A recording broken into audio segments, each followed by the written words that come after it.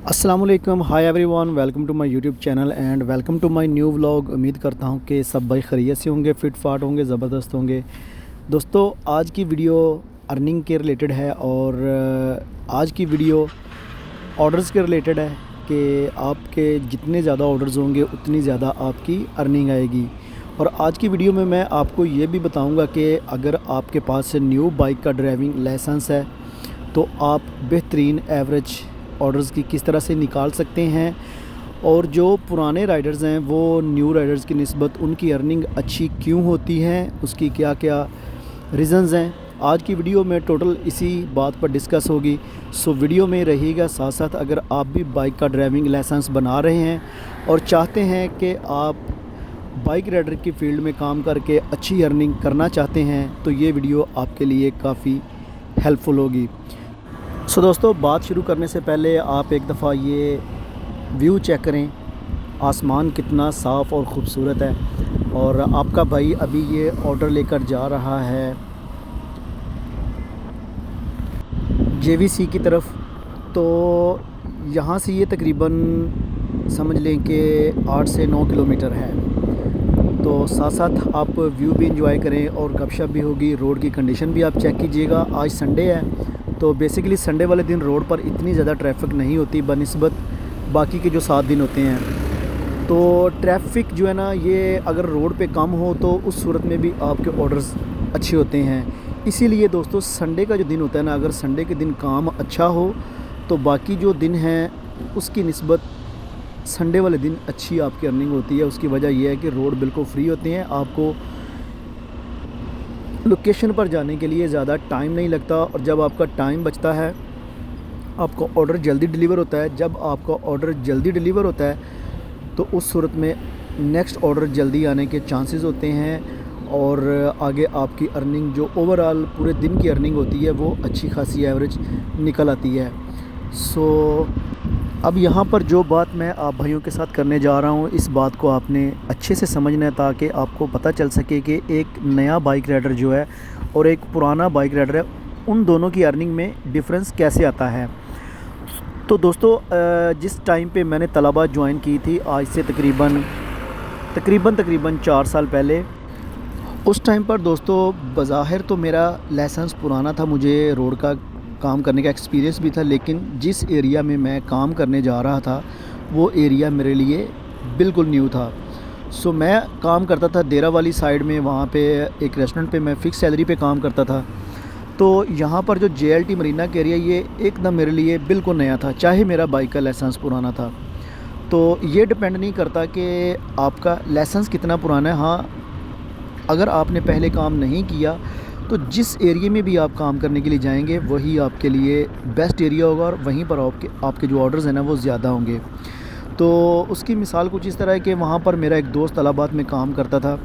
तो पूरे दिन में जितने घंटे मैं ड्यूटी करता था उतने घंटे ही वो मेरा दोस्त भी ड्यूटी करता था, लेकिन ऑर्डर का डिफरेंट तकरीबन अगर मेरे पूरे दिन में 10 से 11 घंटे में 12 घंटे में अगर मेरे 12-13 ऑर्डर होते थे तो उस मेरे दोस्त के जो ऑर्डर ना वो 20 से 22 ऑर्डर कंप्लीट होते थे।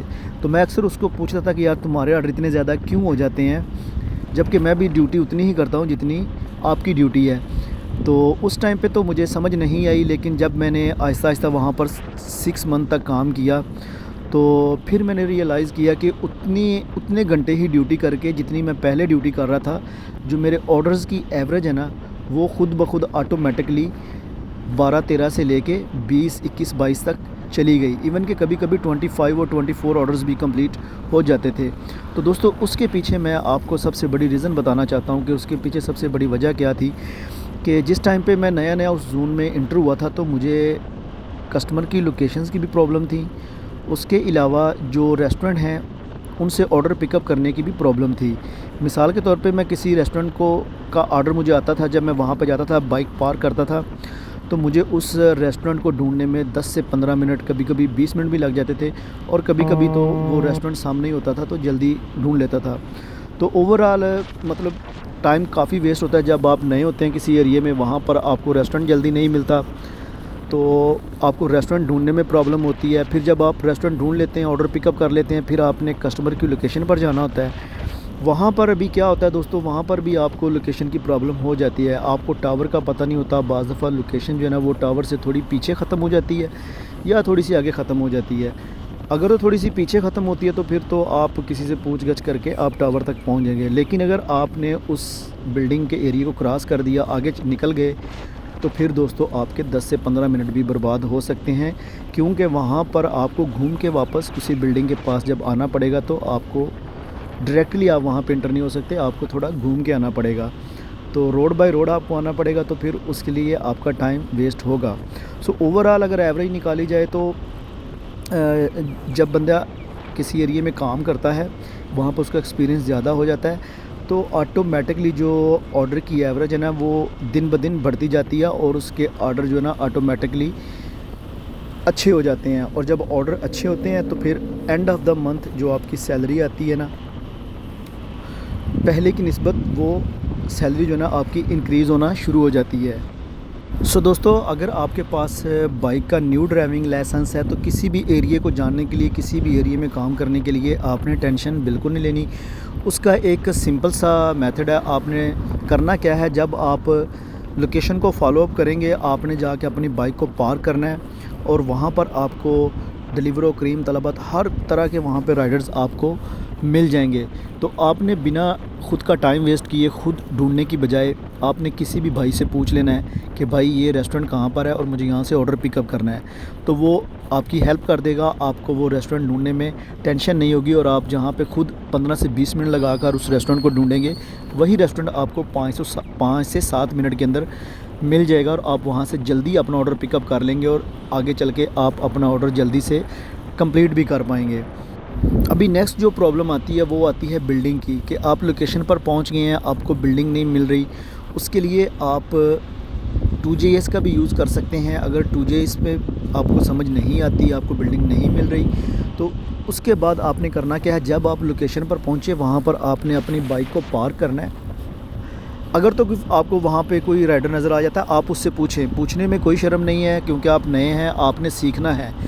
और जो पुराने राइडर हैं वो भी घर से सीख कर नहीं आते, यहाँ पर ही काम कर कर के उन लोगों ने भी सीखा हुआ होता है। तो आपने बिल्कुल शर्माना नहीं है, आपने किसी भी राइडर से पूछ लेना है कि ये बिल्डिंग कहाँ पर है। अगर फिर भी उसको भी नहीं पता, आपको बिल्डिंग नहीं मिल रही, आपका टाइम वेस्ट हो रहा है, तो जो भी बिल्डिंग आपके सामने करीब में है सीधे आप वहाँ पर चले जाएँ।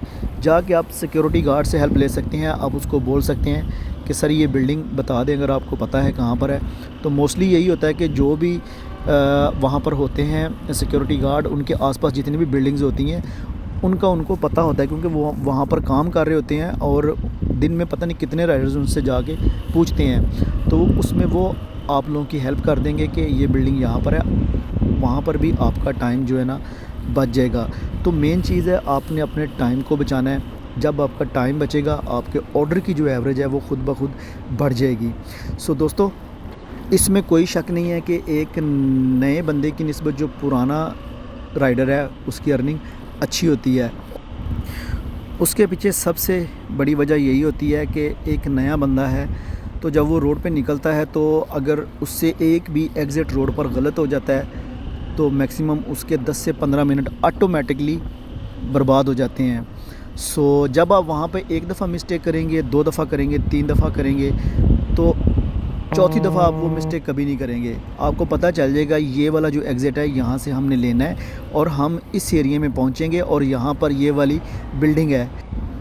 सो दोस्तों, सुनने देखने में ये आपको लगता होगा कि ये चीज़ें बहुत ही नॉर्मल हैं, बहुत ही ईजी हैं। ऐसा नहीं है, मतलब एक नए बंदे के लिए ये सब चीज़ें डिफ़िकल्ट होती हैं, लेकिन टाइम गुजरने के साथ साथ आहिस्ता आहिस्ता बंदा सब चीज़ें सीख जाता है और उसके बाद जो है ना सब कुछ ईजी हो जाता है, सब कुछ आसान हो जाता है। तो ये तो आपको पता है कि कोई भी काम है उसको करने के लिए आपको मेहनत करनी पड़ती है। मेहनत आपने करनी है, आपने टाइम देना है और उसके बाद इंशाल्लाह अल्लाह पाक खैर करेगा। आपका टोटल जो निज़ाम है, टोटल सिस्टम है आपका बेहतर हो जाएगा। आपको काम करने में कोई भी टेंशन नहीं होगी, ना आपको किसी को पूछना पड़ेगा कि यार ये रास्ता कहाँ पर जाता है, मुझे फ़लाँ जगह पे जाना है, मुझे इस बिल्डिंग में जाना है। ना आपको ये पूछना पड़ेगा कि यार ये रेस्टोरेंट कहाँ पर है। तो धीरे धीरे ऑटोमेटिकली आप, जब आपका एक्सपीरियंस 5 to 6 मंथ का हो जाएगा, ऑटोमेटिकली आपकी अच्छी अर्निंग भी हो जाएगी। और सो दोस्तों, आपने देखा मैंने पीछे बाइक को रोककर लोकेशन को थोड़ा चेक किया तो वहाँ पर सही जगह पे मैं पहुँच गया था। लेकिन मसला कहाँ पर था कि बिल्डिंग का जो फ्रंट साइड है मैं वहाँ पर था। वहाँ पर जो बिल्डिंग है ये लूमा 22, ये उसका वेस्ट टावर था। तो ये चीज़ें आपको देखना पड़ेंगी, पढ़ना पड़ेगा ऊपर क्या लिखा हुआ है। तो मेरा जो है ना ईस्ट टावर था, तो वहाँ से मैंने अच्छे से चेक किया। चेक करने के बाद अभी बिल्डिंग की जो बैक साइड है वहाँ पर ये सामने आप देखें 22 बिल्डिंग जो है ना इसका ये ईस्ट टावर है। सो दोस्तों, उम्मीद करता हूँ कि आज की वीडियो आपके लिए काफ़ी हेल्पफुल रही होगी। सो अगर चैनल पर नए हैं तो काइंडली जाने से पहले चैनल को भी सब्सक्राइब कर लें ताकि नए आने वाली वीडियो आप भाइयों तक आसानी से पहुंच सके। सो मिलते हैं एक नई वीडियो के साथ। तब तक अपना बहुत सारा ख्याल रखें और भाई को भी दुआओं में याद रखें। टेक केयर, अल्लाह हाफिज़, बाय।